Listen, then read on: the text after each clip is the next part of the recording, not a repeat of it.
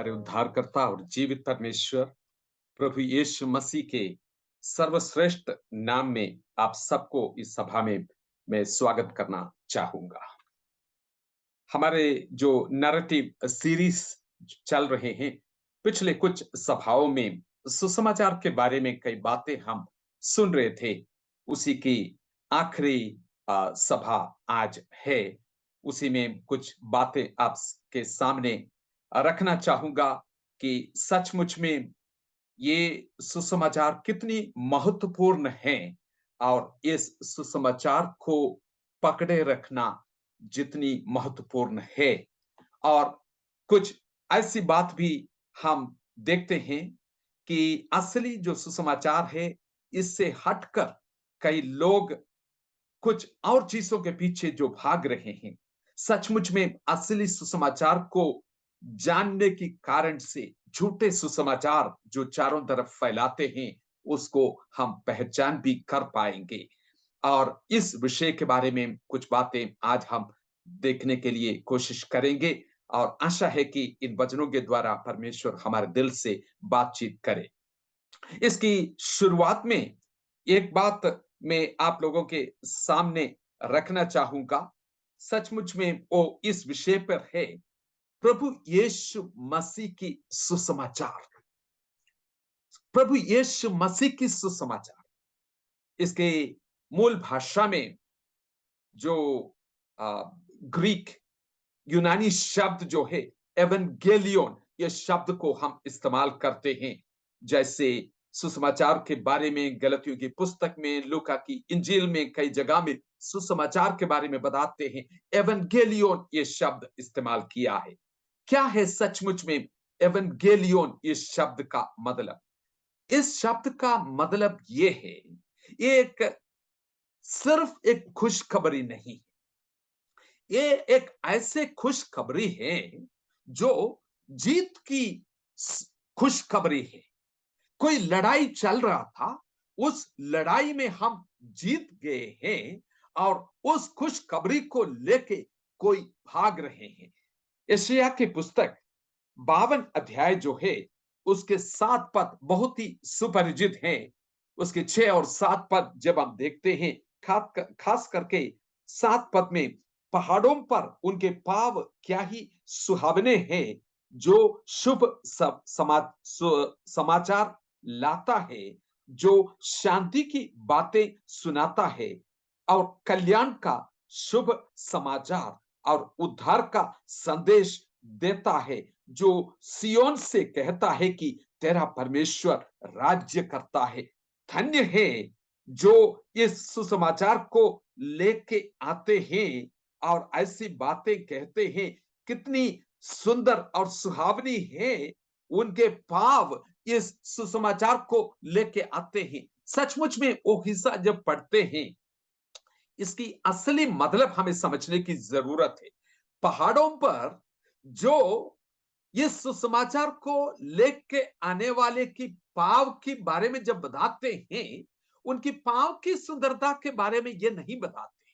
सचमुच में क्या है, कोई जो सोल्जियर है, जो पहाड़ों के ऊपर दौड़ के आ रहे हैं एक समाचार को लेके, उनके बूट जो है उसकी आवाज टक टक टक टक, पहाड़ों के ऊपर दौड़ के आने वाले उसकी जो फायर की आवाज, उनकी बूट्स जो है उसकी आवाज जब सुनते हैं, उसी से लोगों को पता चलते हैं कि ये कोई एक बड़ी खुशखबरी को लेके आ रहे हैं कि जो लड़ाई हम लड़ रहे थे, वो लड़ाई हम जीत चुके हैं। उस खबर को लेके आ रहे हैं। कितनी सुंदर है ये बात। ये एवेंगेलियन जो युद्ध जीत चुका है, उसकी खुशखबरी को लेके दौड़ के आने वाले की पाव कितना सुंदर और सुहावनी है। लूका की इंजील 2 अध्याय के 10 पद में स्वर्गदूत जो है उन चरवाहों को ये खुशखबरी बताते हैं कि आज दाऊद की नगरी में एक ऐसी जन पैदा हुआ है जो सारे जगत की उद्धार करता है। और ये सुसमाचार सारे दुनिया के लिए, सारे जगत के लिए एक खुश खबरी है, वो लेके आते हैं। इस रीति से इस सुसमाचार को समझ ले मेरे प्रियो। जो समाचार हमारे पास आ गया है वो ये समाचार है कि शैतान और उसकी सारी ताकतें हरा दिया गया है। शैतान को क्रूस पर खुल्लम खुल्ला तमाशा बना दिया गया है। हमारा प्रभु यीशु मसीह ने शैतान को और उसकी ताकत को और आखिरी शत्रु मृत्यु जो है उसको भी हरा दिया, और इसके ऊपर पाप के ऊपर शैतान के ऊपर जयवंत हुआ है। उस खुशखबरी हमारे पास पहुंच रहे हैं। क्या ये सुहावनी और सुंदर नहीं लगते हैं? इतनी सुंदर और सुहावनी सुसमाचार जो हमारे पास पहुंचे हैं, इसको हम हल्के से नहीं ले सकते हैं। इसको बड़ी गंभीरता से हमें लेने की जरूरत है। पौलुस प्रेरित जो है गलतियों की पुस्तक खास करके जब लिखते हैं, इसमें कुछ बातों को अपनी लोगों को, गलतिया की कलीसिया को वो बताने की कोशिश करते हैं। वो इस प्रकार से बताते हैं कि कितनी खतरा है ये असली सुसमाचार से, और उस सुसमाचार की सामर्थ जो है, उसकी सच्चाई की सामर्थ जो है, उसी से हम हट के चले गया तो उसमें कितनी खतरा है उसके बारे में वो बताते हैं। ये स्लाइड्स हिंदी में मैं अनुवाद नहीं कर पाया, माफ करना। लेकिन आशा है कि आपका नोट्स जो है आप फॉलो कर रहे हैं, और बाइबल पुस्तक आप खोल के गलतियों की पुस्तक पहला अध्याय, जब मैं बोल रहा हूं एक एक पद बोलते हैं, साथ साथ मेरे साथ देख लीजिएगा और परमेश्वर आपको बात करेगा। एक दूसरी सुसमाचार के पीछे जब हम भागते हैं, असली में इसकी खतरा क्या है? सचमुच में सुसमाचार की मूल बिंदु और कारण जो है, प्रभु यीशु मसीह को छोड़कर हम एक दूसरे और मुड़ रहे हैं। यह है इसमें सबसे बड़ी खतरा। गलतियों की एक अध्याय 6 से लेकर 9 पद तक उस खतरे के बारे में पौलुस प्रेरित चेतावनी देते हैं गलातियों की विश्वास के लिए, विश्वासियों को। खास करके 6 पद कहते हैं, मुझे आश्चर्य होता है कि जिसने तुम्हें मसीह के अनुग्रह से बुलाया, उससे तुम इतनी जल्दी फिरकर और ही प्रकार के सुसमाचार की ओर झुकने लगे। जब इस सुसमाचार से और किसी चीज के लिए तुम झुकते हैं, सचमुच में क्या हो रहे हैं? मसीह जो ये सुसमाचार है, इसका मूल कारण है, उसी को छोड़कर किसी और चीज के लिए झुक रहे हैं। हमारा झुकाव किसी और चीज की तरफ हो रहे हैं, और उसकी खतरे को बताते हैं और कहते हैं कि मुझे आश्चर्य होता है कि कैसे इतना जल्दी। जिस कलीसिया के साथ मैंने सुसमाचार को लेके आया, तुम ही लोग मेरे जीवन काल में ही इस सुसमाचार को छोड़ के और किस्म की समाचारों के पीछे झुक रहे हैं। मुझे आश्चर्य हो रहे हैं, किसने तुम्हारे ऊपर जादू टोना किया कि ऐसे तुम्हारी आंखें अंधे हो सकी? इसकी खतरे के बारे में वो बताते हैं। 7 पद में वो कहते हैं कि ये समाचार जिसके लिए तुम झुक रहे हो, वो एक बिगड़ा हुआ समाचार है। ये दूसरा सुसमाचार नहीं, लेकिन एक बिगड़ा हुआ, यू नो मसीह के सुसमाचार को बिगाड़ने चाहते हैं। वो बिगड़ा हुआ जो संदेश के पीछे तुम लोग भाग रहे हैं, सचमुच में इसी को पहचानने की जरूरत है। जिस जमाने में हम रह रहे हैं, हमें पहचानने की जरूरत है कि जो सुसमाचार हमारे पास आते हैं, सचमुच में ये असली सुसमाचार है कि नहीं। इस सुसमाचार को, इसको अपनाने में, उसको पकड़े रखने में, उसके साथ लवलीन रहने में अगर हम सावधानी से नहीं चलते हैं, ये जो है परमेश्वर की अनुग्रह की सुसमाचार से दूर होने वाली बात है। पौलुस कहते हैं गलातियों के विश्वासियों को कि ये झूठे सुसमाचार क्या है। ये झूठे सुसमाचार जो है, ये सचमुच में सुसमाचार बिल्कुल उल्टा कर दिया है।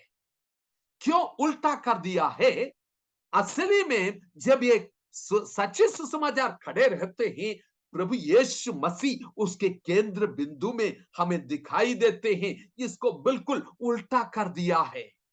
और जब ये सुसमाचार को उल्टा किया जाता है, मसीह के अनुग्रह से जो बुलाया, अनुग्रह से बुलाया हुआ चीज, अनुग्रह से जो पाने वाला चीज जो है, कामों के द्वारा पाने की जो कोशिश करते हैं, उसी चीज को कामों के द्वारा कोई भी व्यक्ति परमेश्वर के सामने धर्मी नहीं ठहर सकते हैं। इसलिए सुसमाचार की जरूरत पड़ी, लेकिन उस सुसमाचार को दूर करके फिर से कामों के पीछे भागने के लिए, जो उधार है उसको कमाने के लिए कोशिश करते हैं। ये सुसमाचार को उल्टा करने वाली बात करके पौलुस उनको कहते हैं। 4 पद में वो कहते हैं ये अनुग्रह के सुसमाचार किस प्रकार से हमारे सामने आई। उन पद को पढ़ के देख लीजिएगा। चुनो, प्रभु यीशु मसीह ने हमारे पापों के लिए अपने आप को देखकर हमें छुटकारा दिया। ये परमेश्वर की बहुत बड़ी योजना करके वहां पे बताते हैं। पौलुस इस बात को भी कहते हैं, ये मत सोचिए कि चलो पौलुस लोगों और बाकी प्रेरित लोगों ने अलग अलग सुसमाचार को सुनाया, सो ये भी एक सुसमाचार के एक दूसरा वर्षन होगा, ये भी सुसमाचार होगा, क्योंकि ये लोग भी अच्छी अच्छी बातें कह रहे हैं। ये पौलुस बताते हैं यहां पे, ये जो है एक दूसरा सुसमाचार है ही नहीं, ये एक अलग बिगड़ा हुआ समाचार है। ये अलग बिगड़ा हुआ समाचार है, ये दूसरा नहीं है। उसके लिए जो मूल भाषा में शब्द इस्तेमाल किया है, हेटेरोन, जो जो दूसरे के लिए अलो शब्द इस्तेमाल किया है। वो कह रहे हैं कि ये दूसरा सुसमाचार है नहीं, क्योंकि क्यों है नहीं? क्योंकि दूसरा कोई सुसमाचार है ही नहीं। कोई और सुसमाचार है ही नहीं। जो सुसमाचार प्रेरितों ने हमारे पास लेके आया, पौलुस ने प्रचार किया, प्रभु यीशु मसीह से पाया और प्रेरितों ने और दूसरों को दिया, वहीं से जो परमेश्वर की वचन में लिखी उसकी सच्चाइयों को हमारे पास पहुंचाया, वो सुसमाचार के अलग होके कोई दूसरा सुसमाचार है ही नहीं। एक ही सुसमाचार है। इसको अच्छी तरह जाने।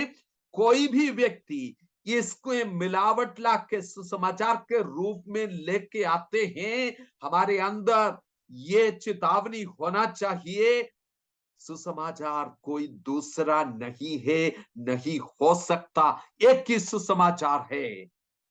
अगर उस असली सुसमाचार से बिल्कुल थोड़ा सा भी भिन्न है तो ये सुसमाचार के खिलाफ है। इस बात को जानने की जरूरत है।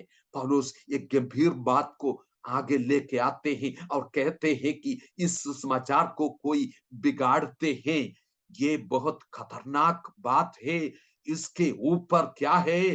दंड की आज्ञा, श्रापित है वो व्यक्ति करके एक श्राप का सब शब्द इस्तेमाल कर रहे हैं।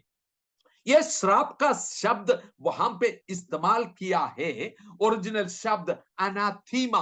अनाथीमा जो शब्द है, परमेश्वर से हमेशा हमेशा के लिए वो कट ऑफ हो जाए, अलग हो जाए, ऐसे व्यक्ति। ये पौलुस प्रेरित कोई श्राप नहीं दे रहे।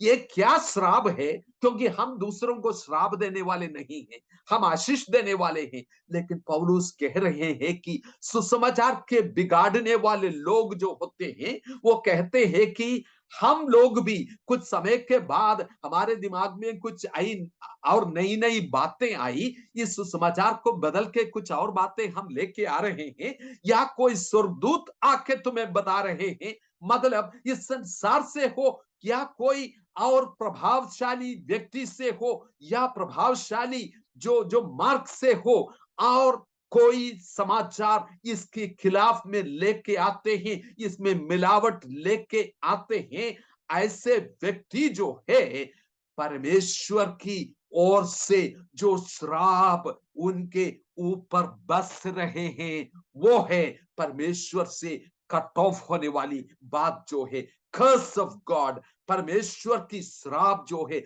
उनके ऊपर वास कर रहे हैं, और वो विनाश के लिए अलग किए गए हैं। जो सुसमाचार को बिगाड़ना कितना गंभीर बात है। मुझे आश्चर्य लगता है कि कई लोग सुसमाचार के प्रचारक जैसे लगते हैं। 21वीं शताब्दी में हमारे सामने कई लोग दिखाई देते हैं, सुसमाचार में मिलावट लेके आते हैं। उनको डर क्यों नहीं लग रहे हैं? उनको इसकी चेतावनी क्यों नहीं मिल रही? ये खतरा क्यों नहीं समझ पा रहे? ये बहुत ही गंभीर बात है। ये आत्मिक रीति से एक व्यभिचार करने वाली बात है। दूसरा कुरिन्थियों 11 अध्याय जो है उसकी 2 से लेके 4 पद तक जब हम पढ़ते हैं, दूसरा कुरिन्थियों 11 अध्याय की 2 से लेके 4 पद तक जब हम पढ़ते हैं, वहां इस प्रकार से लिखा है कि ईश्वरीय धुन लगाए रहता हूं, इसलिए कि मैंने एक ही पुरुष से तुम्हारी बात लगाई है। कलीसिया की कहते हैं कि तुम्हारी मंगनी जो है मैंने कर चुका है। एक ही पुरुष तुम्हारा दुल्हन प्रभु यीशु मसीह के साथ, दुल्हा जो है उसके साथ तुम्हारी मंगनी हो चुके हैं। लेकिन हम उस समय मेरा उद्देश्य यही था कि जब प्रभु यीशु मसीह आएगा उनके सामने तुम्हें पवित्र कुमारी की नाई मसीह को सौंप दूं। इस उद्देश्य से तुम सुसमाचार में को स्वीकार किया है और तुम प्रभु के पास आए हैं, और तुम उसी के लिए अलग किए गए व्यक्ति हैं। लेकिन जैसे चतुराई से शैतान ने हवा को बहकाया, वैसे ही तुम्हारे मन उस सिधाई और पवित्रता से जो मसीह के साथ होनी चाहिए कहीं भ्रष्ट ना किए जाए। उस सच्चाई से तुम अलग ना किया जाए, और किसी के पीछे फायदे के लिए तुम दौड़ा ना जाए।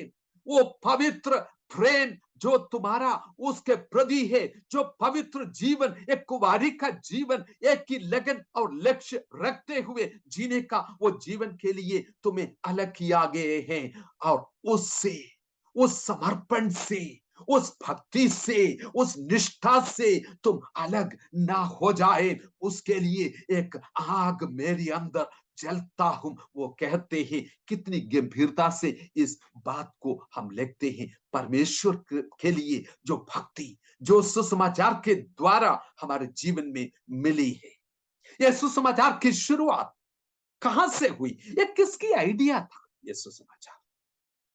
चलो, कई किस्म की समाचार इस दुनिया में है, उसके बीच में एक और समाचार को लेके आए। ये किसकी आइडिया था?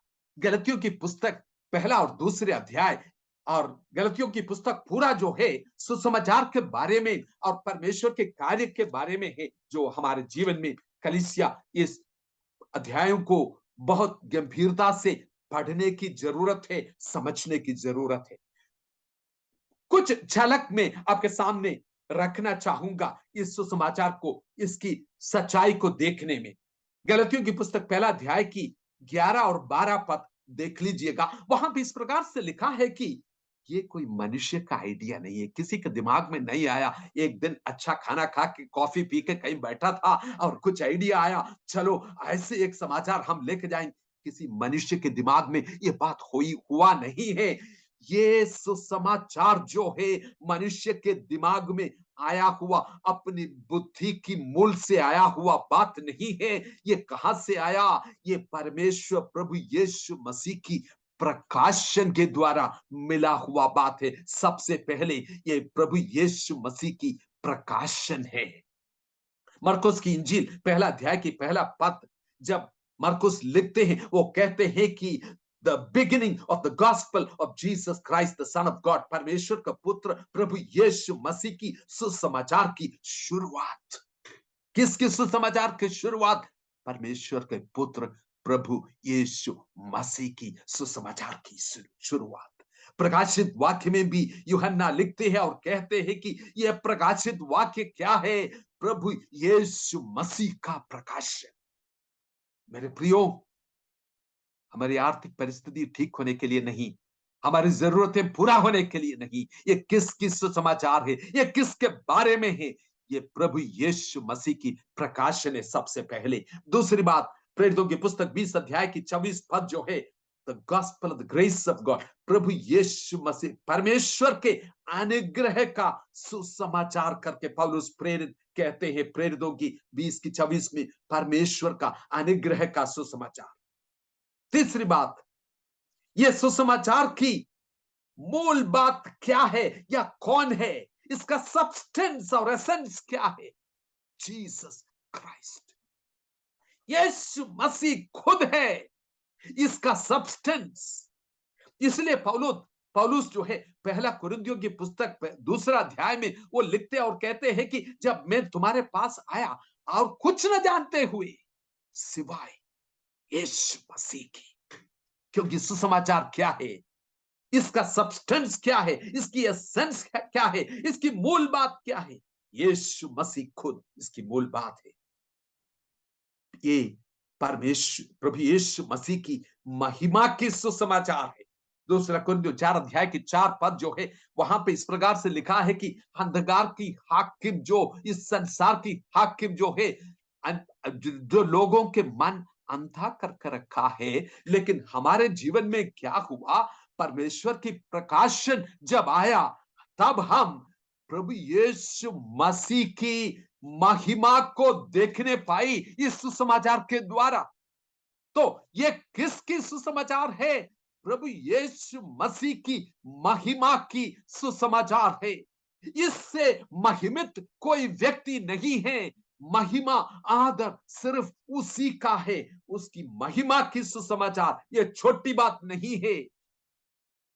और आगे कई जगह में इसके बारे में लिखा है, ये राज्य की सुसमाचार है, परमेश्वर की राज्य के सुसमाचार है। यूहन्ना बपतिस्मा देने वाला इसी से अपनी सेवकाई शुरू किया, उसकी घोषणा करते हुए परमेश्वर का राज्य निकट है। प्रभु यीशु मसीह उसी बात को लेके आगे निकला और बोला कि ये राज्य की वो घोषणा किया, परमेश्वर का राज्य निकट है। जी उठा हुआ प्रभु यीशु मसीह अपने चेलों को मत्ती 28 की 19 पद में कहते हैं कि स्वर्ग और पृथ्वी की सारे अधिकार मुझको दिया गया है।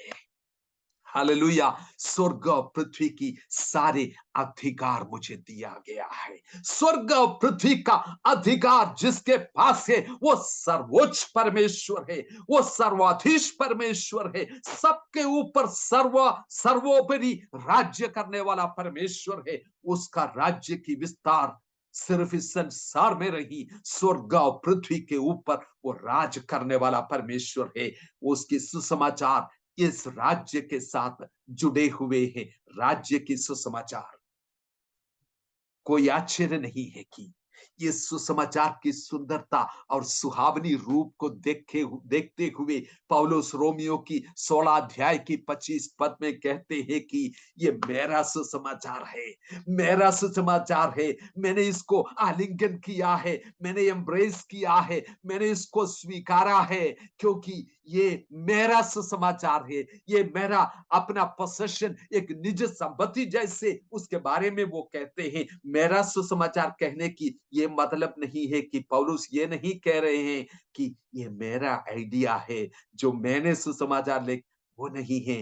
ये सुसमाचार कितनी सुंदर और सुहावनी है, और ये सुसमाचार है मेरा सुसमाचार, जिस सुसमाचार को मैंने अपनाया है, जो समाचार के प्रकाशन मुझे मिली है, जिसकी घोषणा मैं करता हूं, ये मेरा है। हम में से कितने लोग आज कहने पाए, ये है मेरा सुसमाचार, this is the gospel that I believe, ये मेरा है। यह सुसमाचार कितनी आधिकारिक है ऑथेंटिसिटी, जब उसके बारे में हम बात करते हैं, कितनी आधिकारिक है ये सुसमाचार।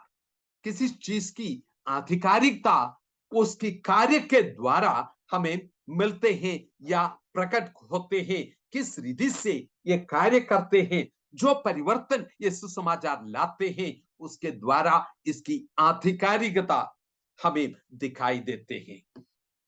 पौलुस अपने जीवन के खुद के अनुभव को बताते हैं।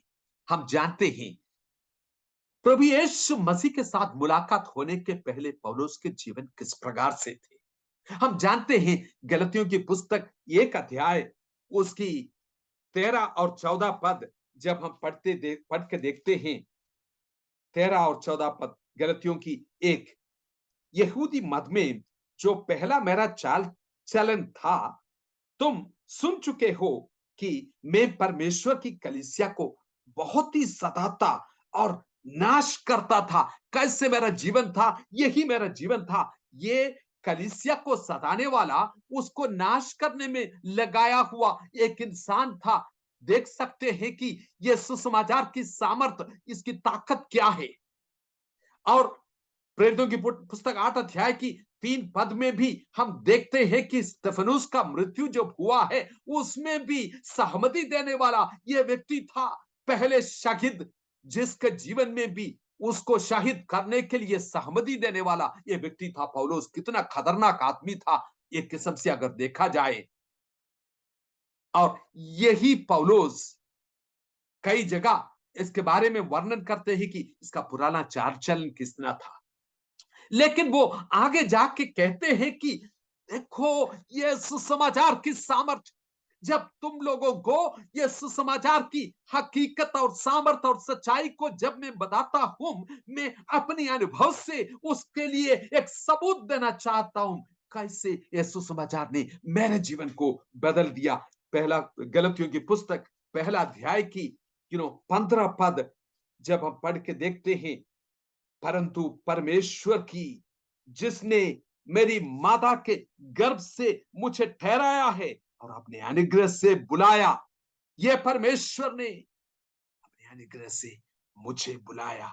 और क्या हुआ, और मेरे जीवन में ऐसे परिवर्तन हुआ। 16 और 23 पद में लिखा है कि अपने पुत्र को मुझ पर प्रकट करने के लिए उसको भाया। ये सिर्फ उसकी दया और करुणा है मेरे ऊपर की। ये चीज मेरे जीवन में प्रकट हो गया। The power of the gospel, इसकी कन्वर्शन के बारे में देख लीजिए। 23 पद में वो कहते हैं कि अब लोगों ने ये बात सुना, परंतु यही सुना करती थी कि जो हमें पहले सताता था, वो अब अभी उसी धर्म का सुसमाचार सुनाता है जिसे पहले नाश करता था। द परसिक्यूटर बिकमिंग द प्रीचर, जो सताने वाला जो था, वो सुसमाचार को सुनाने वाला बन गया। सताने वाले को सुसमाचार को सुनाने वाला बनने वाला ताकत और सामर्थ इस सुसमाचार की अंदर है। संपूर्ण परिवर्तन लाने वाली सामर्थ और ताकत, the regenerative power of the gospel, ये संपूर्ण परिवर्तन लाने वाली सामर्थ इस सुसमाचार की अंदर है। पौलुस अपनी अनुभव को कई जगह बताते हैं। खास करके ये पद मुझे बहुत अच्छा लगता है। प्रेरितों की पुस्तक 22 अध्याय उसका 14 पद जो है, 14 और 15 पद आप पढ़ के देख लीजिएगा। प्रेरितों का काम उसकी 22 अध्याय जो है उसका 14 और 15 पद, वहां पे अननियास नामक व्यक्ति जो आके पौलुस को मिलते हैं, और उस समय जो है शाऊल उनका नाम था, वो उसको अननियास नामक परमेश्वर का दास बोल रहे हैं कुछ ऐसी बातें। तब उसने कहा, 14 पद 22 का 14, तब उसने कहा तुम्हारे बाप दादाओं के परमेश्वर ने तुझे इसलिए ठहराया है कि तू उसकी इच्छा जाने और उस धार्मिक को देखे और उसके मुंह से बातें सुने, क्योंकि तू उसकी ओर से सब मनुष्यों के सामने उन बातों को गवाह होगा। मैं इस विषय के इस पद को इस प्रकार से देखता हूं। अननियास एक अपॉइंटमेंट लेटर जो है, एक काम के लिए अपॉइंटमेंट लेटर देते हैं ना, तो पौलुस को एक अपॉइंटमेंट लेटर दे रहे हैं। वो कह रहे हैं कि तुम्हारा बाप दादाओं का परमेश्वर, जो सारे सृष्टि का, ब्रह्मांड का सृजनहार परमेश्वर, जो सच्चे ईश्वर जो है, तुमने अभी चुन लिया है, तुम्हारी मां की गर्भ से चुन लिया है, और तुम्हें ये अपॉइंटमेंट लेटर दे रहा हूं। और अपॉइंटमेंट लेटर में क्या है, तुम्हारा जॉब डिस्क्रिप्शन भी दिया गया है। जो अपॉइंटमेंट क्या है, तुम उसकी गवाह होने के लिए, पृथ्वी की कोने तक गवाह होने के लिए तुम चुना गया है। और ये गवाही कैसे देंगे, उसके लिए तुम्हारा जॉब डिस्क्रिप्शन, कार्य करने की तरीका ये है। इन बातों पर तुम ध्यान रखो, उसको तुम जान लो, उसको तुम देख लो, उसका तुम सुन लो। मेरे सुनने वाले परमेश्वर के दास और दासियों, तुम्हारा और मेरा भी अपॉइंटमेंट लेटर में ये बातें लिखी है, उसको जान लो। पौलुस इस बात को छोड़ा नहीं कभी। इनका जॉब डिस्क्रिप्शन जो दिया गया, मैं उसको जानना चाहता हूं। जीवन के अंत तक आते हुए फिलिपियों की पुस्तक 3 अध्याय में परमेश्वर का दास कहते हैं कि मैं उसको जानना चाहता हूं। आपकी चाहत ये है, मैं उसको जानना चाहता हूं। क्या आपकी अंदर इच्छा है, मैं उसको देखना चाहता हूं। परमेश्वर का दास दाऊद ने बोला, मैं एक ही बार यहोवा से मांगा, उसी की चाहत और इच्छा मैं लगाई रखूंगा। वो क्या है, मैं उसकी सुंदरता को देखना चाहता हूं। और तीसरी बात, सिर्फ इतना नहीं है कि मैं जानना चाहता हूं, मैं देखना चाहता हूं, मैं उसको सुनना चाहता हूं। कान लगा कर रखे, इस कान को तैयार करें, इसको प्रशिक्षित बनाए, उसकी आवाज को पहचानने के लिए, सुनने के लिए। परमेश्वर की वचन के द्वारा वो बात करते हैं। प्रतिदिन उसकी आवाज को सुने मेरे प्रियो। ये 4 चीजें साथ रख के देखने की कोशिश करें। गवाह होने के पहले ये 3 चीज मेरे जीवन में होना है। मुझे इस मसीह को जानना है, मुझे उसको देखना है, मुझे उसकी बात सुनना है। ये तीनों चीज जब हो जाएगा, गवाही जो है हमारे जीवन से बहता हुआ एक अनुभव होगा। जो मैंने देखा है, जो मैंने जाना है, जो मैंने सुना है, उन्हीं बातों को मैं अपने आप में सीमित नहीं रख सकता। ये मेरे जीवन से बहते जा रहे हैं। वो बहते हुए अनुभव जो है, गवाही के जीवन होगा मेरे प्रिय। यस, सचमुच में उसने जी उठा हुआ प्रभु यीशु मसीह को देखा। कई पदों को आपके नोट्स में दिया है, उसको देख लीजिएगा। वो कहते हैं, पहला कुरिन्थियों 9 अध्याय की 1 में, 15 अध्याय की 8 में, वो कहते हैं कि जी उठा हुआ प्रभु यीशु मसीह को मैंने देखा है, उसकी आवाज को मैंने सुना है। ये प्रकाशन जिस व्यक्ति का जीवन में आ जाते हैं, परमेश्वर की महिमा को जिसने देखा है, वो चुप नहीं रह सकता। वो कहने पाएंगे, मेरे जीवन में उसने जो कार्य किया, ये सुसमाचार की सामर्थ है। ये सुसमाचार की सामर्थ नाश होने वालों के लिए ये ऐसे लगता है कि ये मूर्खता है, लेकिन उद्धार पाने वालों के लिए ये परमेश्वर की बड़ी सामर्थ है। उस सामर्थ को मैंने अपने जीवन में अनुभव किया है। उस सामर्थ के बारे में वो बात कर सकते हैं। This is the authenticity of this gospel. ये सुसमाचार की आधिकारिकता यही है। ये जीवन की बदलने वाली सुसमाचार है। इस सुसमाचार को गंभीरता से देखें, इससे दाएं बाएं मुड़ न जाए। कोई दूसरा सुसमाचार नहीं है। पौलुस के जीवन में अपनी जो प्रभु यीशु मसीह की मुलाकात होने के बाद अपनी सेवकाई में क्या क्या परिवर्तन हुआ, बहुत संक्षिप्त में वो बताते हैं। पहले और दूसरे अध्याय को पढ़ के देख लीजिएगा। और प्रभु यीशु मसीह की मुलाकात होने के तुरंत बाद जो है, थोड़ी सी समय दमस्कुस में जो चेले थे, उनके साथ थोड़ी सी दिन मैं सोचता हूं उन्होंने बिताया। उसके बाद वो पहला अध्याय की गलतियों पहला अध्याय के 17 पद में कहते हैं कि 3 साल जो है अरेबिया की जो मरुभूमि में है, वहां पे प्रभु यीशु मसीह के स्कूल में वो 3 साल बैठ के पढ़ा। परमेश्वर के प्रकाशन उनके जीवन में आया। सुसमाचार क्या है, प्रभु से उन्होंने पाया प्रकाशन के द्वारा। छोटी सी एक विजिट 18 और 20 पद में कहते हैं कि यरूशलेम में पत्रोस और याकूब के पास आए।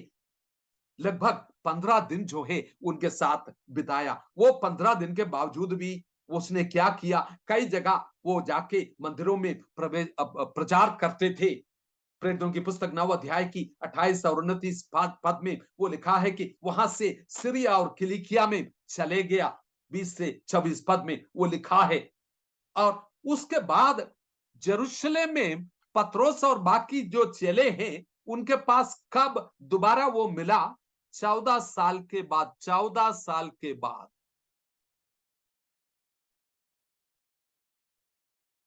14 साल के बाद प्रेरितों के साथ वो मिला।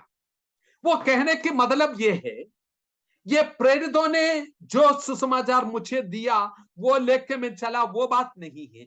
प्रभु यीशु मसीह से जो मैंने पाया प्रकाशन के द्वारा, प्रेरित अपने प्रभु यीशु मसीह ने जो उनको सुनाया वो बात लेके वो चल रहे थे। जो प्रकाशन मुझे मिला वो बात लेके मैं चल रहा था। 14 साल के बाद इन लोगों के साथ मुलाकात किया।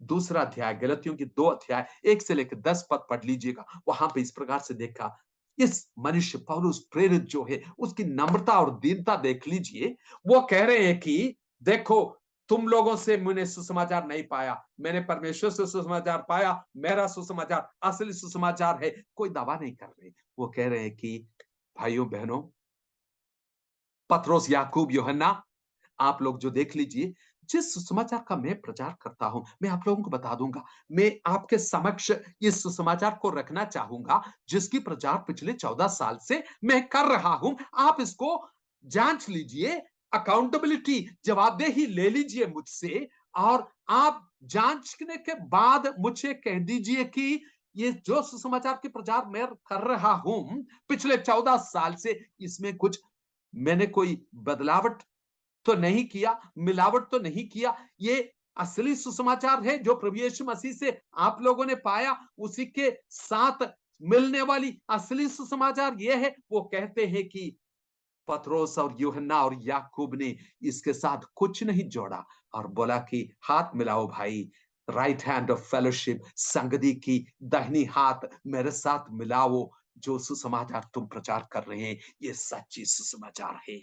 क्योंकि जो प्रभु यीशु मसीह चेलों के साथ चल के उनको सुसमाचार सुनाया, और जी उठने के बाद प्रभु यीशु मसीह पौलुस को प्रकाशन के द्वारा दिया गया सुसमाचार है। इन दोनों में कोई अंतर नहीं है।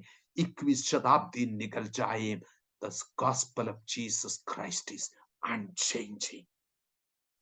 प्रभु यीशु मसीह की सुसमाचार कभी ना बदलने वाला सुसमाचार है। एक ही सुसमाचार। नए नियम में जो बातें हैं वो यही सुसमाचार है। और इस सुसमाचार से थोड़ी सी डिविएशन, हल्के से दाई बाई मुड़ जाते हैं तो गलतियों के विश्वासियों को बोला, अगर तुम लोग कर रहे हैं, मसीह यीशु को तुम छोड़ रहे हैं।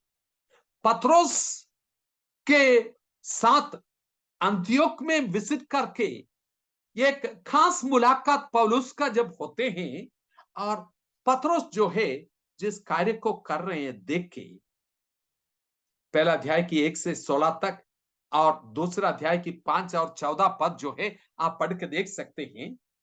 वो इस प्रकार से कर रहे थे कि जो खतने वाले लोग जो है, यरूशलेम से लोग जब पत्रोस के पास पहुंचे, उसके पहले जो है अन्य जातियों के बीच में सेवा कर रहा था, उनके साथ मिलजुल के खाना भी खा रहा था, सब कुछ कर रहा था। जब ये खतने वाले जो आए, तब जो है पत्रोस अपने आप को बिल्कुल अलग कर दिया और बोला कि मैं इन लोगों के साथ इतना मिलता जुलता नहीं है। उसकी मुंह पर देखे पौलुस के अंदर हिम्मत था उसको चैलेंज करने के लिए, चुनौती देने के लिए, ये कहने के लिए कि जो व्यवस्था की कामों को करके धर्मी नहीं ठहर पाया, ये तुमने अपने जीवन में अनुभव किया, तो अन्य जातियों को अब तुम उसमें क्यों खींच रहे हैं? सुसमाचार की सच्चाई से तुम क्यों हट रहे हैं? मेरे प्रियो, काश ऐसे होता तो आज के जमाने में जो सुसमाचार की सेवक है, मैं आपको एक चुनौती देना चाहता हूं। जिस सुसमाचार की सेवा आप कर रहे हैं, परमेश्वर के दासों के पास जाके आप उस सुसमाचार को रखने के लिए पिछले 15 साल से, पिछले 25 साल से मेरा सुसमाचार जो प्रचार करके आए हैं, अब जो प्रचार करने वाला सुसमाचार ये है, आप जांच लीजिए और कह दीजिए कि ये सचमुच में यीशु मसीह की सुसमाचार है कि नहीं, इसके ऊपर मोहर दे दे। नम्रता है, हिम्मत है, मेरा सुसमाचार को जांच लीजिए। सिर्फ परमेश्वर नहीं, परमेश्वर के दास लोग भी इसको जांचने पाए। कौन सी सुसमाचार आप सुनाते हो, उसमें कुछ मिलावट है कि नहीं? परमेश्वर के वचन के अनुसार जो सुसमाचार है, उसके उससे दाएं बाएं कभी आप मुड़ा है? थोड़ा सा रोक के सोच लीजिए। उस सच्चे सुसमाचार में आज भी मैं रुका हूं, उसी को लगन से पकड़ा हूं, लवलीन होके उसके पीछे मैं भागता हूं। क्या दाएं बाएं कभी मिला तो उड़ा तो नहीं है? कभी सुसमाचार की सच्चाई से हटा तो नहीं है? थोड़ा सा डिविएशन तो नहीं हुआ है? सोच लीजिए, जिस सुसमाचार की मैं प्रचार करता हूं, ये असली सुसमाचार है कि नहीं? बहुत जल्दी से मैं आपको एक दूसरा जगह में लेके जाना चाहूंगा। वो है असली सुसमाचार क्या है और झूठे सुसमाचार क्या है। जब असली को जानते हैं, ऑटोमेटिकली आपको पहचान होते हैं कि झूठे क्या है। प्रभु यीशु मसीह की सुसमाचार, उसकी सच्चाई हम समझ लें और उसके लिए एक गंभीर कदम उठाने के लिए तैयार हो जाए। बहुत जल्दी ये दोनों सुसमाचार को सामने मैं रखना चाहूंगा। दो सर्कल्स आप देख रहे हैं, और ये दोनों जो है, दो अलग अलग सुसमाचार को दिखाते हैं। ये ध्यान रखना, सुसमाचार दो नहीं है, अलग अलग नहीं है, कोई और सुसमाचार नहीं है, एक ही है। अगर वो सुसमाचार आपका सुसमाचार नहीं है, तो जिसको आपने स्वीकारा है वो असली सुसमाचार नहीं है मेरे प्रिय।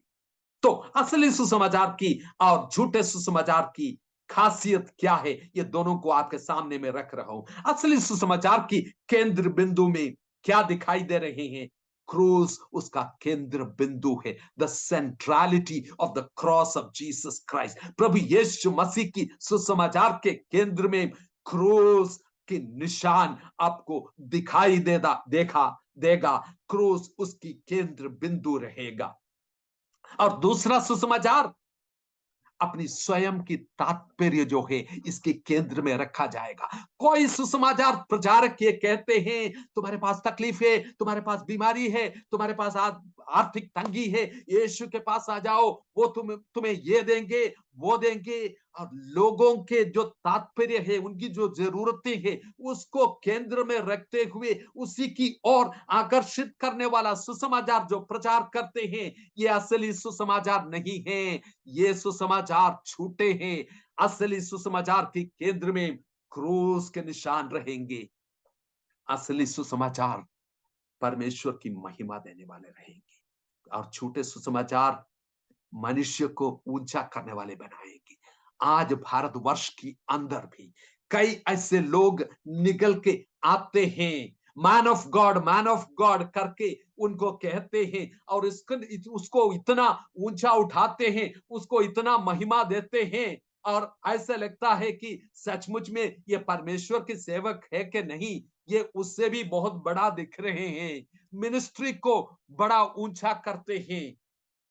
क्या सुसमाचार जो सेवकाई परमेश्वर की महिमा देने वाली सेवकाई है, यस, असली सुसमाचार की एक और खासियत है फेलोशिप ऑफ सफरिंग, प्रभु यीशु मसीह के संग दुख उठाने की सौभाग्यता।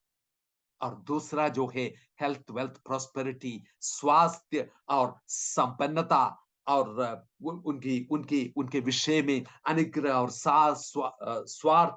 स्वास्थ्य और संपन्नता इसके विषय में है, जो पहले कुछ सभाओं में हमने देख चुकी है।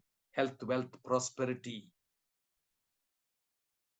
असली सुसमाचार परमेश्वर की वचन की मूल पर, आधार पर बार बार चले जाते हैं। और झूठे सुसमाचार जो है मनुष्य की बिगड़ा हुआ कई आइडियाज को साथ लेके चलते हैं। असली सुसमाचार में अपने प्राण को उंडेला देने की बात बार बार निकल के आते हैं। अपने जीवन को प्रभु के लिए निछावर करने के लिए बुलाहट उसमें बार बार सुनाई देते हैं। दूसरे में अनुग्रह परमेश्वर ने दिया है, एंजॉय करो, उससे परमेश्वर के पास आएगा तो बहुत सारे बेनिफिट्स मिलते हैं, उसके बारे में बताते हैं। असली सुसमाचार में खराईपन, पवित्रता और ईश्वरीय चरित्र को मूल्य दिख देते हैं और जोर देते हैं। ये उस सेवक के जीवन में होना चाहिए, खराईपन, पवित्रता और ईश्वरीय चरित्र उनके जीवन में। और दूसरे में सक्सेस, बड़ी उपलब्धियां और कई गिफ्ट, करिश्मा और बहुत बड़ी दिखाई दे लोगों के सामने, सबको पता चले तुम्हारी सेवकाई और इतनी बड़ी आशीष परमेश्वर ने दे रखा है, बहुत विजिबिलिटी उसमें दिखाई देते हैं। असली सुसमाचार जो है उसमें परमेश्वर के राज्य की लगन में लगी रहती है। और दूसरे जो है व्यक्तिगत जीवन की जो नीड से उसके ऊपर जोर दिया जाता है। तुम प्रभु की सेवा कर रहे हैं, लेकिन तुम्हारे जीवन में क्या आशीषें मिली है, उसके ऊपर जोर दिया जाता है। असली सुसमाचार के प्रचारक जो है परमेश्वर के साथ घनिष्ठता और पवित्रता के जीवन के ऊपर जोर देते हैं। जो परमेश्वर के साथ घनिष्ठता से बहता हुआ बात जो है उनकी सेवकाई बन जाते हैं। सेवकाई बांटने वाली चीज नहीं है, सेवकाई बहने वाली चीज उनके जीवन से निकल के आते हैं। घनिष्ठता की बहने वाली एक जीवन। लेकिन दूसरा जो सेवकाई है, इतनी सारे एक्टिविटीज और स्ट्रैटेजीज उनके जीवन में हैं, बहुत सारे एक्टिविटीज उसमें दिखाई देते हैं, लेकिन परमेश्वर के साथ घनिष्ठता की बात उसमें होते ही नहीं है या उसके ऊपर जोर नहीं दिया जाता। असली सुसमाचार के लिए जो बुलाहट है, ये साकरे मार्ग पर चलने की बुलाहट है। और दूसरा जो है चौड़े मार्ग पर चलने वाली बुलाहट है। बहुत सारे लोगों के संग मिलकर चौड़े रास्ते पर चलने वाला बुलाहट है दूसरी वाली। असली सुसमाचार में परमेश्वर का अनुग्रह और सेवक की कमजोरी और टूटापन, ये चीजें बहुत खासियत दिखाई देते हैं। लेकिन दूसरी सुसमाचार जो है, जो छूटे हैं, उसमें पावर, गिफ्ट, मिरेकल, ताकत, सामर्थ और आश्चर्य कर्म, इन चीजों के ऊपर बहुत जोर दिया जाता है। हमारा कलीसिया में आ जाओ, आपको यह मिलेगा, ताकत और सामर्थ और चिन्ह और चमत्कार हमारे उधर होते हैं, आ जाओ। असली सुसमाचार में सेवक बार बार इस बात कर जोर देते हैं, क्रूस की मूर्खता, जो मनुष्य के सामने मूर्खता दिखाई देती है, इसी में परमेश्वर का सामर्थ्य दिखाई देते हैं। दूसरे झूठे सुसमाचार जो है सांसारिक रीति से बड़ी बुद्धिमान और स्मार्ट दिखाई देते हैं, लेकिन क्रूस की मूर्खता को वो कोई मायना नहीं देता। असली सुसमाचार के प्रचारक जो है उसके जीवन में एक दास का रूप धारण करके वो सेवा करते हैं। दूसरा जो है सेलिब्रिटी कल्चर, जाना माना व्यक्ति, सबसे आदर के योग्य व्यक्ति के सामने कई सेलिब्रिटीज ना फिल्म वर्ल्ड में कई सेलिब्रिटीज है और दुनिया में कई सेलिब्रिटीज है, बिल्कुल उन्हीं के जैसे चलने वाले सेलिब्रिटी कल्चर मसीहत में जब आ जाते हैं, हमें शक होना चाहिए सचमुच में ये असली सुसमाचार को लेकर चलते हैं या झूठे सुसमाचार को लेकर चलते हैं। असली सुसमाचार की जो निचोड़ है यीशु मसीह के स्वभाव में और चरित्र में, उनके रूप में बदलते जाने वाला एक जीवन की सफर होगा। और दूसरा जो है सांसारिकता में मिला जुला एक जीवन की प्रकटीकरण होगा। ये दोनों बात जो आपके सामने रखी है, बड़ी गंभीरता से इसके ऊपर सोच लीजिए मेरे प्रियो। एक है सच्चे सुसमाचार, दूसरे है झूठे सुसमाचार। ये सच्चे सुसमाचार में परमेश्वर के साथ एक वाचा है और एक कन्विक्शन के रूप में ये आते हैं और परमेश्वर अपने नियोग देख के इन लोगों को भेजते हैं, जाओ इस सुसमाचार की प्रचार करो। दूसरा जो है आरामदायक जीवन, अपनी स्वयं की आराम और एक वर्तमान जो कंज्यूमरिस्ट कल्चर जो है, आदान प्रदान करने वाली ये जो कल्चर जो चलते हैं उसी के अनुसार, मार्केट के जो तरीके हैं उसके अनुसार चलने वाले जीवन होगा। असली सुसमाचार के पीछे चलने वाला उनकी महत्वता, उनकी प्रेशियसनेस, उसी को देखे प्रभु तू ही मेरे लिए काफी है, उसके पीछे चलते हैं उससे आकर्षित होके। और दूसरा जो है उसे क्या फायदे मिलेगा ये सोचकर चलने वाले हैं। ये दोनों सुसमाचार इस वर्तमान संसार में है, आपके इर्द गिर्द में है, मसीहत की सर्कल्स की अंदर है, इसके बीच में है। आप सुसमाचार के प्रचारक हैं या इसके साथ जुड़े हुए हैं और आपके साथ जुड़े हुए लोग सुसमाचार की सेवा में इन्वॉल्व है, सचमुच में इस बात को देख लीजिए कि असली सुसमाचार है कि नहीं और झूठे सुसमाचार है कि नहीं। उनकी दोनों के लक्षण जो है आपके सामने मैंने रखा। इस लक्षण की आधार पर इन तरीके को इस्तेमाल, इन मूल्यों को इस्तेमाल करके एक इवैल्यूएशन कर दे कि ये सुसमाचार जिसके पीछे मैं भाग रहा हूं, जिसके साथ में जुड़ा हुआ हूं, ये असली सुसमाचार है कि नहीं। प्रभु यीशु मसीह के पीछे चलने के लिए जो निमंत्रण प्रभु यीशु मसीह ने जो दिया और जो चुनौतियां प्रभु यीशु मसीह ने उनके सामने रखा, इसमें भी ये दोनों आपको बिल्कुल मिला जुला मिलते हैं।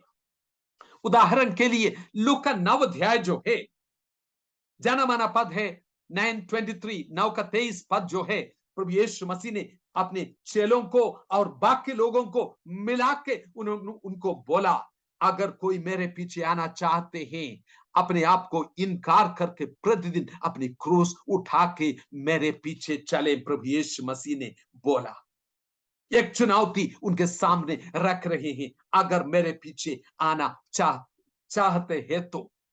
लूका 9 की 23 से 26 पद आप गंभीरता से पढ़ सकते हैं। लेकिन उसी अध्याय में क्या आपने ध्यान दिया, जो जनरल इनविटेशन जो सबको वो निमंत्रण दे रहे थे, अगर कोई मेरे पीछे आना चाहते हैं, कुछ व्यक्तिगत जीवनों को देख के फिर से वो इनविटेशन प्रभु यीशु मसीह दे रहे हैं। किस चीज को दर्शाने के लिए वो जनरल बुलाहट वो दे रहे थे, वो ही चुनौती व्यक्तिगत रूप में लेके आके फिर से उनके सामने वो चुनौती रख रहे हैं। 9 अध्याय की 57 से लेके 62 पद तक आप पढ़ के देख सकते हैं। 9 अध्याय की 23 से लेके डिनाई योरसेल्फ, अपने आप को इनकार करके प्रतिदिन अपनी क्रूस उठा के मेरे पीछे खोले, ये चुनौती उनके सामने रखा। लेकिन दूसरे जगह में यह निमंत्रण दिया गया, कुछ लोगों की प्रत्युत्तर इस निमंत्रण के लिए क्या है आपको दिखाई देते हैं। क्यों मैं आपके सामने यह रख रहा, सुसमाचार की चुनौती, प्रभु यीशु मसीह की निमंत्रण आपकी और जीवन में आ चुके हैं मेरे प्रियो। इंतजार नहीं करना, उसने बुलाया है मेरे पीछे खोले। लेकिन 3 अलग अलग परिस्थिति में उस अध्याय की 9 अध्याय की आखिरी हिस्सा में आके एक को प्रभु ने बोला, तू मेरे पीछे, ये एक व्यक्ति आके 57 पद में वो कहते हैं कि मैं तेरे पीछे हो लूंगा। प्रभु ने बोला, लोमड़ियों को भाटे और आकाशीय पक्षियों के बसेरे होते हैं, पर मनुष्य के पुत्र को सिर रखने को भी जगह नहीं है। वो गायब हो गए क्योंकि उनका लक्ष्य था क्या था? Comfort and convenience. किसके बदले? Take up your cross. क्रूस के बदले। ये क्रूस को लेकर चलने के लिए तैयार नहीं है, तो जो क्रूस को लेकर चलने के लिए तैयार नहीं है, अपनी सुविधा और अपनी आराम को देख के अपने जीवन को खींचते रहेगा। एक दूसरा व्यक्ति को प्रभु ने बोला, तू मेरे पीछे हो ले। उसने उत्तर दिया, हे प्रभु, मुझे पहले जाने दो कि अपने पिता को गाड़ दूं। इसका मतलब यह नहीं कि पिता मर चुका है। कई मेंटेनेंस इश्यू मेरे जीवन में है। प्रभु जी, मैं सेवा करूंगा, आपके पीछे हो लूंगा, लेकिन बच्चों की पढ़ाई पूरा होने दो, इसका शादी होने दो, ये हमारा घर बनने दो। ये सब कुछ होने के बाद पूरा मेंटेनेंस इश्यू, कई इश्यूज जो है मैं पूरा करूंगा। प्रभु ने बोला, ये मेंटेनेंस इश्यू ये नहीं है तुम्हारा मुख्य इश्यू। तुमको क्या है? मिशन की गंभीरता और इसकी जो जितनी क्रिटिकल है ये समय, इसको देख के इसमें अपने आप को लगाने की जरूरत है। लेकिन मेंटेनेंस इश्यू के ऊपर ध्यान देने वाला, जैसे पौलुस प्रेरित दूसरा तिमुथियुस 2 अध्याय में कहते हैं कि जिसने अब भाउज में भर्ती हुआ जो भाउजी जो है, अपनी सिविलियन अफेयर्स जो है, दैनिक जीवन के मेंटेनेंस इश्यूज जो है, उसी में अपने ध्यान पूरा दिया, तो वो तो अपने स्वामी को खुश करने वाले नहीं बन सकेंगे। और तीसरी बात जो है, एक और व्यक्ति को प्रभु ने बोला, वो आके प्रभु को कहते हैं कि मैं तेरे पीछे हो लूंगा 61 पद में, पर पहले मुझे जाने दो कि अपने घर के लोगों से विदा हो पाओ। निर्णय नहीं ले पा रहे, परमेश्वर के बुलाहट जीवन में अनुभव कर रहे हैं, लेकिन निर्णय नहीं ले पा रहे हैं। An undecided, indecisive mind. लेकिन परमेश्वर के लिए बिना बटा हुआ एक पैशन जिसका जीवन में है, वही उसके पीछे चल पाएंगे। मेरे प्रियो, ये दोनों इनविटेशन और चैलेंजेस, बुलाहट और चुनौती अपने सामने रख रहे हैं। बहुत जल्दी से मैं बंद करूंगा। यहां पे इस प्रकार से आपको मैं दिखाना चाहता हूं, केंद्र में, जीवन के केंद्र में आई, मैं अगर केंद्र में है, उसके ऊपर केंद्रित एक जीवन है। मेरी सहूलियत, मेरी सुख, आराम, ऐश आराम, उसी के ऊपर फोकस करने वाला जीवन जो है, ऐसे जीवन, उसका सुसमाचार के नैरेटिव इस प्रकार से होगा। वो व्यक्ति जो है सुसमाचार को इस प्रकार से देखते हैं, ओ यीशु मुझे बहुत प्यार करते हैं, स्वर्ग की महिमा छोड़ के इस पृथ्वी पर मेरे लिए वो आया और उसने अपना प्राण भी मेरे लिए दिया। देखो कितना महत्वपूर्ण मेरा जीवन है, और वो चाहते हैं कि मेरे लिए सब कुछ अच्छा हो जाए, इस संसार में सर्वोत्तम चीजें मुझे मिले, वही उसका चाहत है मेरे जीवन के लिए। और सब कुछ वो मेरे लिए बहुत आसान कर देते हैं, और मेरा स्वास्थ्य और संपन्नता और सुरक्षा, ये सारी चीजें उसके मेजर कंसर्न है। ये सब कुछ मेरे लिए है, दुनिया के केंद्र में ही हूं, सोच के चलने वाले बहुत सारे लोग हैं और सोचते हैं कि वो भी सुसमाचार को जानते हैं। मेरे प्रियो, जब क्रूस जो है जीवन के केंद्र में आ जाते हैं, परमेश्वर के ऊपर केंद्रित जीवन जो है, उसका जीवन इस प्रकार से होगा, उनका गॉस्पेल नैरेटिव इस प्रकार से होगा, उसने मुझसे प्रेम किया और मेरे लिए अपना प्राण दिया। उसके प्रेम के लिए मैं हमेशा खर्चदार रहूंगा, उससे फायदा पाने के लिए नहीं है। मैं मेरे लिए उसने जो किया, उसके बदले मैं उससे प्यार करूं, संपूर्ण जीवन से मैं उससे प्यार करूं। यीशु मसीह के साथ क्रूस पर चढ़ाया गया। अब मैं नहीं, मसीह मुझ में जीवित है। मैं अपने लिए नहीं जीऊंगा, उसके लिए, उसके उद्देश्य के लिए मैं जीऊंगा।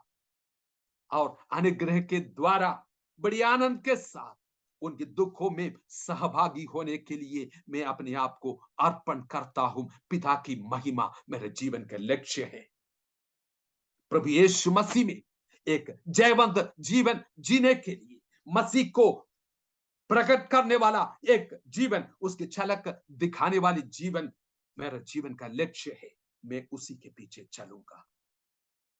इनमें से कौन सा तस्वीर आपके जीवन को दर्शाते हैं मेरे प्रियो? वो कहते हैं कि ये मेरा जीवन नहीं, ये मेरे बारे में नहीं, ये सब कुछ उसी के बारे में है। ये अभी सोच विचार करने के समय है। इस विश्वास के लिए बड़ी गंभीरता के साथ इस सुसमाचार को पकड़े रखने, इसकी असलियत को संभाल कर रखने में, उसी के लिए कीमत चुकाने के लिए आप तैयार हैं। इस जमाने में इसकी जरूरत है। आपके चारों तरफ इर्द गिर्द में जो सुसमाचार की जो वातावरण है वो किस प्रकार से है, कौन सी किस्म की सुसमाचार की ऑफर आपके पास लोग दे रहे हैं, क्या आप उसको स्वीकार कर रहे हैं?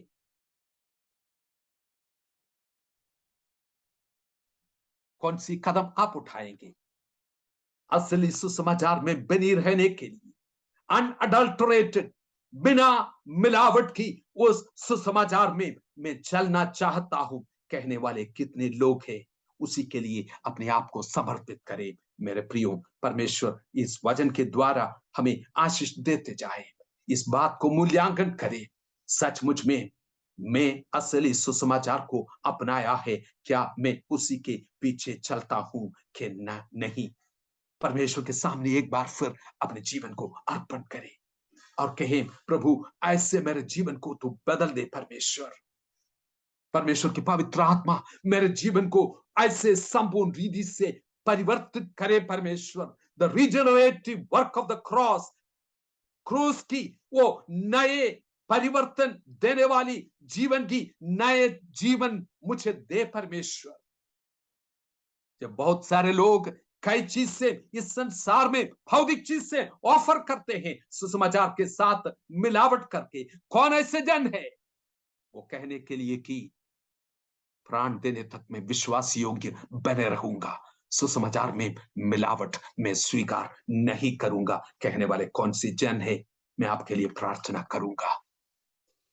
प्रेमी पिताजी, हम धन्यवाद करते हैं इस सुंदर समय के लिए।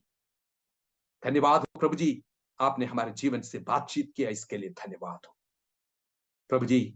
असली शुभ समाचार की सच्चाई को पकड़े रखने में, इसके लिए अपने प्राण देने के लिए एक ऐसे पीढ़ी को अब तैयार करें। परमेश्वर, सुसमाचार में मिलावट कभी स्वीकार करने न पाए, मसीह को छोड़कर किसी फायदे के पीछे चलने वाले, दौड़ने वाले ना बने। परमेश्वर, तेरे नाम की महिमा देने वाले, प्राण देने तक विश्वासी रहने वाले, विश्वास की रखवाली करने वाले एक ऐसे पीढ़ी को आप तैयार करें।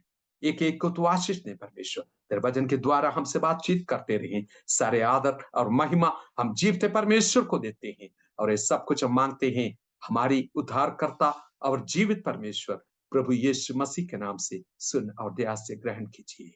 आमीन। परमेश्वर सबको आशीष दे। Thank you lord. आमीन।